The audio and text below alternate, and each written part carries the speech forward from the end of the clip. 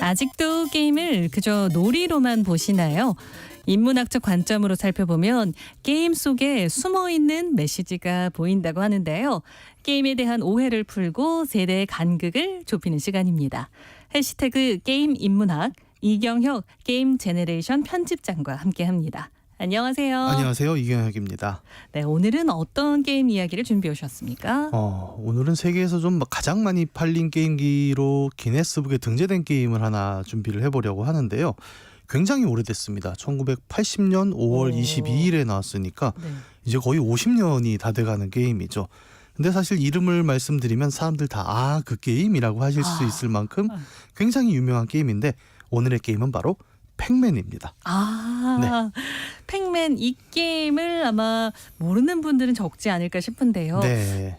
영화로도 만들어졌던 맞습니다. 것 같은데 네. 그래도 이 게임의 좀 기본 개념부터 소개를 해주시면 좋을 것 같습니다. 네, 이런 정도의 유명한 게임을 설명하는 건 굉장히 어려워요.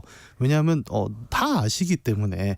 그래도 이제 설명을 드린다면 기본 규칙이 굉장히 단순해서 유명한 게임이거든요. 아마 아나운서께서도 보셨을 거예요. 근데 따로 설명을 듣거나 이럴 필요 없이 이렇게 하는 게임이구나를 직관적으로 이해하실 수 있는데 맞아요. 주인공이 그냥 미로 안을 돌아다니죠. 그러면서 바닥에 뭔가 점 같은 게 막 떨어져 있는데 그걸 다 없애면 되고, 다만 뒤에 그 테이블볼을 뒤집어 쓴 것 같은 유령이 쫓아오고 있는 상황인데 그걸 잘 피하면 된다라는 이 굉장히 쉬운 규칙 때문에 전 세계에서 가장 많이 플레이되고 가장 많이 팔린 게임기가 되기도 했는데요. 근데 이렇게 단순한 규칙에는 조금 재밌는 설정들도 사실 들어 있습니다. 재미있는 설정이라고 하셔서 그런지 네.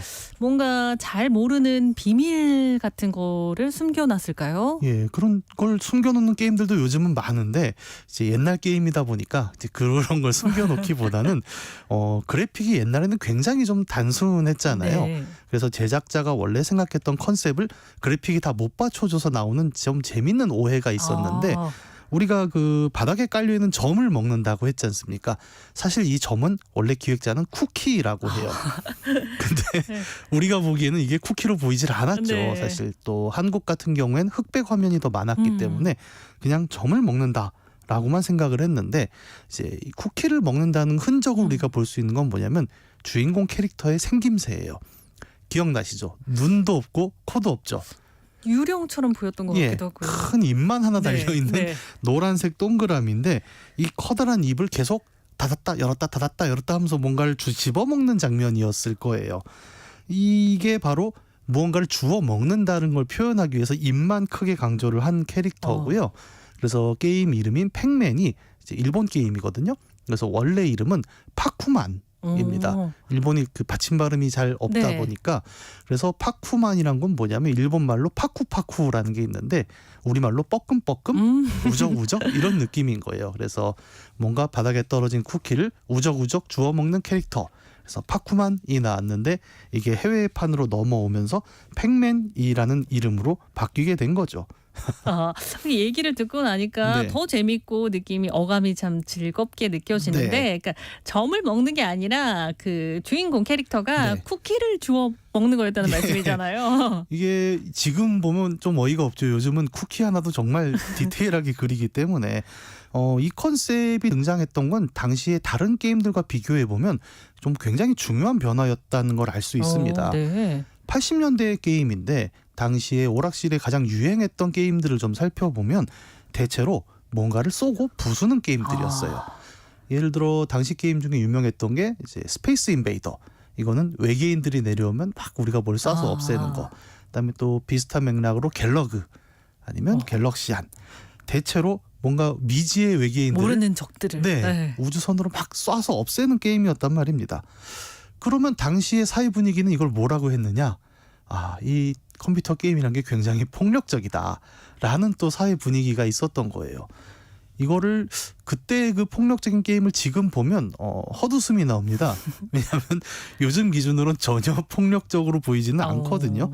하지만 당시에는 인류가 그런 매체를 처음 봤잖아요. 그래서 처음 보자마자 이렇게 뭔가 외계인을 쏴 죽인다고 이런 폭력적인 거를 하면 안 돼. 이런 분위기가 살짝 있었고 특히 여성의 경우가 이런 쏘고 부수는 것을 굉장히 좀 거부감을 느끼는 케이스가 많았던 거예요.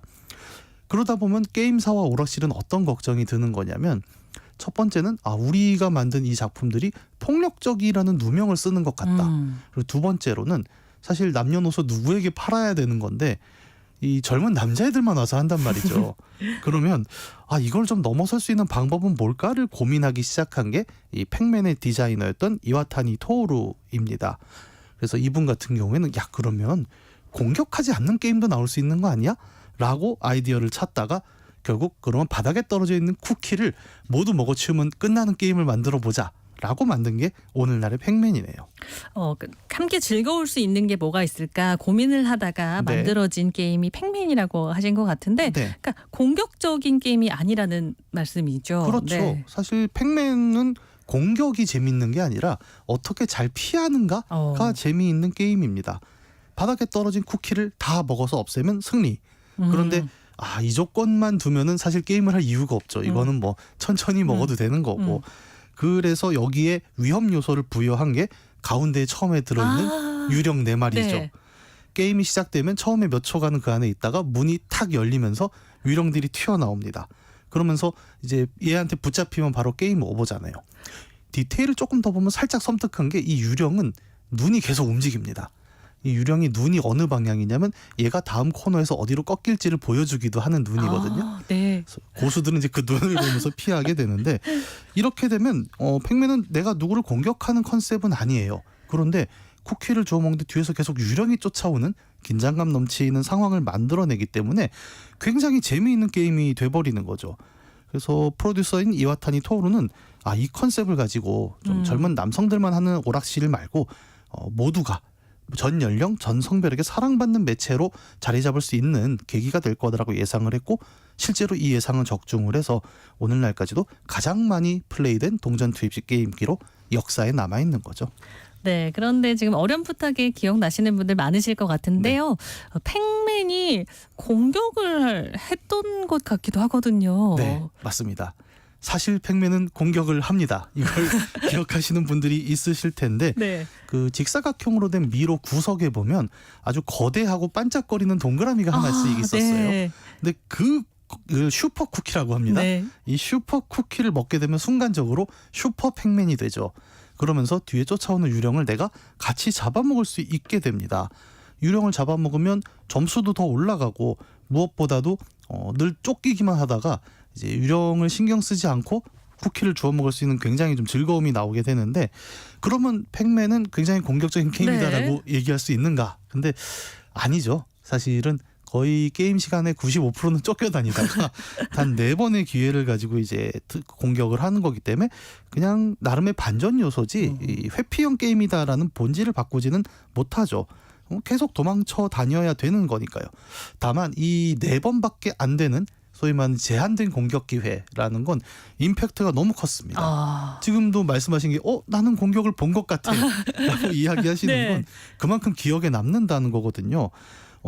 얼마나 많이 남았냐면 이게 시사 용어로도 남았는데 경영학 용어 중에는 팩맨 방어라는 용어가 있습니다. 팩맨 방어. 네. 네. 이게 뭐냐면 기업 인수합병하는 M&A 상황이 있잖아요. 여기서 인수 대상이 된 회사가 자기를 인수하려는 회사에게 역으로 저 회사의 주식을 우리가 사겠다라고 선언하는 순간을 팩맨 방어라고 부릅니다.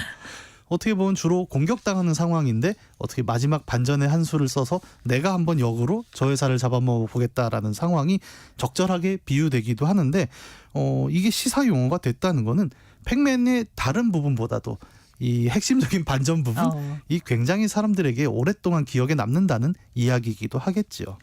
네. 그래도 좀 생각을 해보면요. 네. 도망 다니는 컨셉의 이 팩맨 게임이 네. 공격 중심의 그동안의 게임들보다 어쨌든 더 크게 흥행을 한 거잖아요. 그렇죠. 이유를 좀 더 짚어볼까요? 뭐 요즘이야 공격적이지 않은 게임들이 워낙 흥행을 하니까요. 뭐 퍼즐 게임 같은 것들. 그렇죠.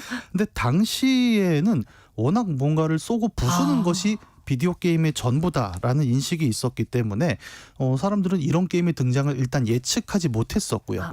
다만 이제 하나의 유행이 돌고 있을 때 동시에 올라온 것은 항상 뭐냐면 이거 좀 식상한데 이제 계속 이렇게 쏘고 부수는 게 어느 순간부터 똑같은 게임들만 나오다 보니까 이걸 계속 해야 되나? 이런 고민들도 있게 되는 거죠. 그런 상황에서 팩맨이란 게임이 완전히 다른 규칙을 갖고 왔지 않습니까?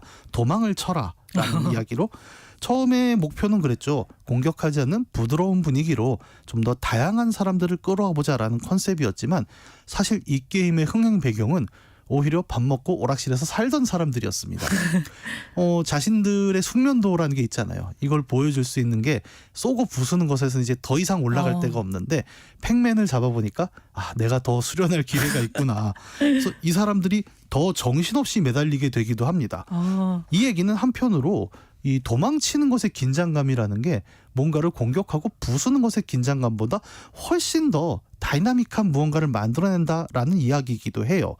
그래서 플레이어는 적을 보면 일단 도망치는 게 팩맨의 기본이죠. 이 자체를 긴장감으로 받아들이고 그 유령이 쫓아오는 위험한 상황을 좀 더 스릴 있는 플레이의 상황으로 받아들이기 시작했다는 거죠. 이게 1980년대에 나오면서 이후에는 공격적이지 않은 방식의 게임들, 예를 들면 이제 84년에 나오는 테트리스가 대표적인데 사람들이 공격하지 않는 장면에서 긴장감을 만들 수 있는 게임에 대한 애호들이 굉장히 올라오게 됩니다. 게임하는 사람들의 심리에 대해서 좀 얘기를 해보자면 네. 그 긴장감이라는 게 플레이어가 좀 편안하게 게임하기 어려운, 반대로 말하면 좀 불안감도 만들 수 있을 것 같다는 생각이 들거든요. 그렇죠. 네. 사실 모든 게임이란 매체는 기본적으로 내가 뭘 해야 되잖아요. 근데 뭘 해야 된다는 것은 아무것도 하지 않으면 재미가 없다는 말이기도 해요. 텔레비전을 볼 때와는 좀 다릅니다. 텔레비전은 그냥 누워서 볼 수 있습니다. 그런데 의외로 게임은 그냥 누워서 하기가 굉장히 어려운 네. 매체예요. 그래서 우리는 보통 게임의 재미를 이야기할 때 편안한 환경에서는 재미가 나오지 않는다라고 이야기를 합니다. 뭐 그런 거 있잖아요. 하이 리스크 하이 리턴이라고 하죠. 나에게 다가오는 도전이 어렵고 험난할수록 그것을 극복했을 때의 즐거움이란 건 짜릿하기 마련이죠. 이게 이제 플레이와 레스트의 차이라고 하는데 우리가 우리말이 조금 헷갈리는 게 놀다라는 말이 있죠. 우리말에. 네. 이 놀다가 영어로는 두 가지 의미가 같이 들어 있습니다. 진짜 노는 것과 쉬는 게 우리는 둘 다 놀다로 표현을 해요. 예를 들어 회사를 관두고 집에서 쉬고 있는 친구한테 전화해서 뭐해? 그러면 놀아 라고 얘기를 하죠. 그런데 사실은 놀다와 쉬다는 굉장히 달라요. 쉬다는 정말 아무것도 하지 않는 것을 가리키고 놀다라는 것은 무언가를 계속 하는 행위를 가리키기도 하거든요. 그런데 게임이라는 것은 쉬다가 아니라 정확히는 놀다에 가까운 매체고, 그렇다면 이 노는 행위라는 건 사실 나에게 주어지는 도전이 어려울수록 좀 더 긴장감이 넘칠수록 더욱더 재미있는 어떤 상황이 될 수밖에 없는 거죠. 팩맨도 그래서 처음에 제가 뭐 편안한 게임이다라고 말씀을 드렸지만 네. 유령이 빠지면 이 게임은 아무런 재미가 없습니다. 그래서 적을 비록 공격하지는 못해요. 하지만 오히려 공격하지 못한 채 쫓겨다닌다라는 것은 굉장히 큰 불안감을 만들기도 하거든요. 그리고 그 불안감을 아주 성공적으로 극복했을 때 야 깼다라는 그 성취의 쾌감을 느낄 수 있게 만드는 그런 디테일들이 숨어 있는 거죠. 디테일들이 숨겨져 있다고 하는데 어떤 디테일들일까요? 두 가지 되게 흥미로운 부분이 있는데 이거는 실제로 게임을 해본 분들도 눈치를 못 채는 부분이 있어요. 첫 번째는 이제 오리지널 팩맨, 요거를 그나마 해볼 수 있는 건 요즘은 구글에 팩맨을 치면 구글에서 팩맨을 제공하고 있긴 합니다. 지금 한번 해보셔도 괜찮을 텐데 이 게임에서 주인공 팩맨을 조종할 때 팩맨은 한번 움직이기 시작하면은 제자리에 멈출 수가 없게 돼 있어요. 예를 들어 왼쪽으로 버튼을 한번 밀었습니다. 그럼 왼쪽으로 쭉 가겠죠. 어디 벽에 부딪힐 때까지. 그럼 벽에 부딪히면 멈춰야 될 것 같잖아요. 그럼 벽을 따라 미끄러집니다. 이걸 플레이해 보신 분들은 기억을 하실 거예요. 그러니까 요즘 게임들은 그렇잖아요. 왼쪽을 눌렀다가 오른쪽으로 다시 누르면 제자리에 멈추거나 이런 기능이 없어요. 그래서 한번 움직이기 시작하면 계속 그 미로 안을 미끄러져 나가듯이 멈출 수 없이 움직여야 됩니다. 근데 아까 말씀드린 대로 뒤에 유령이 쫓아오잖아요. 근데 코너 같은 데 몰리게 되면 어디로 움직여도 유령이 다 막고 있는 상황이 있죠. 이때는 멈춰야 될 것 같은데 이 게임은 멈출 수가 없게 돼 있어서 내가 의도한 대로 움직일 수 없는 게임입니다. 굉장히 답답해요. 그런 부분에서. 근데 이 답답한 게 일부러 만들어진 부분인데 이걸 알 수 있는 대표적인 게 이 맵의 구조예요. 네모나죠. 다들 기억하실 거예요. 네모나고 완전히 밀폐된 듯한 느낌입니다. 근데 양 옆으로 통로가 하나씩 있어요. 그럼 절로 나가면 되겠네 하고 나가면 어떻게 네. 되냐면 왼쪽 구멍으로 나가면 오른쪽 구멍으로 돌아옵니다. 그래서 이 방을 가만히 생각해 보면 밀실이에요. 완전히 갇혀 있는 밀실 안에서 뺑뺑 도는데 이게 얼마나 답답한 구조냐면 한 판을 깼습니다. 네. 그럼 팩맨의 다음 판은 어떤가요? 맵이 똑같습니다. 그냥 똑같은 맵을 계속 반복하게 돼 있어요. 그래서 이 두 가지를 조합해 보죠. 나는 멈출 수가 없이 계속 미끄러진다.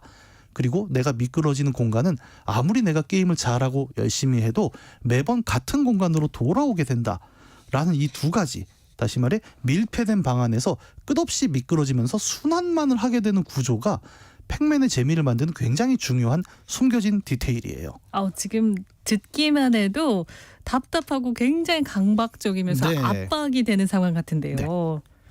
이 강박과 압박이라는 게 사실 이 게임의 핵심이라고 저는 생각을 네. 하는데, 말씀드렸다시피 모든 게임들은 기본적으로 불안한 상태를 주려고 하죠. 그리고 팩맨도 게임이기 때문에 기본적인 불안함을 깔게 되는데 그러면 어떤 불안함일까를 생각해 보면 팩맨이 보여주고자 하는 건 인간의 강박증입니다.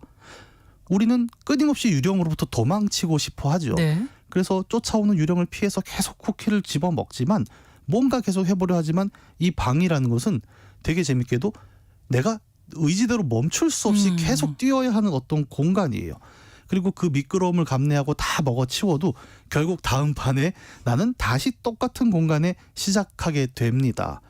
이게 이런 꿈을 꿔보신 분들은 비슷한 느낌을 받으실 텐데, 네. 꿈에서 도망치고 싶은데 내가 정말 열심히 뛰는데도 제자리에 계속 머물러 있고 탈출구가 없을 때 그 답답함을 느껴보신 분들이 있잖아요. 팩맨이 그리고자 했던 불안감이라는 건 바로 이 지점인 거죠. 우리가 자신의 의지대로 뭔가를 하지 못하고 계속 반복적으로 쳇바퀴를 돌게 되는 어떤 상황으로 악몽을 꾸는 경우가 실제로 많습니다. 근데 팩맨은 우리 인간들이 가지고 있는 그 심리의 기저에 있는 강박증이라는 개념을 통해서, 자, 굉장히 불안하지 여러분? 이 불안함을 한번 이겨보세요 라는 설정을 보여주고 있는 거죠. 그래서 뭐 의도적으로 강박증을 그렸다라고 말하기는 쉽지 않겠습니다만, 대체로 그렇잖아요. 모든 매체는 실제 있는 현상을 가져와서 작품 안에 녹여내는데, 팩맨 같은 경우에는 이 쫓기는 스릴을 그리다 보니까 결국 인간의 근원의 하나였던 강박증이라는 모습을 자기도 모르게 그려내고 있었다는 거죠. 모든 재미라는 건 항상 불안을 극복하는 데서 나오게 되고, 그 불안을 묘사하는 것들은 결국 우리 인간의 심리 기저에 있는 어떤 그 되게 근원적인 불안감을 그릴 수밖에 없습니다. 그래서 팩맨이란 게임이 오늘날 우리에게 어떤 의미냐라고 누가 묻는다면, 인문학적, 심리학적 측면에선 아마도 인간의, 특히 현대인의 강박증이라는 어떤 심리 상태를 놀이라는 방식으로 굉장히 훌륭하게 구현해낸 그런 게임으로 이야기해 볼 수 있겠다라고 말씀드릴 수 있을 것 같아요. 네, 인사 나누고 이 팩맨 게임을 해야 될지 말아야 될지 고민이 되는 것 같습니다.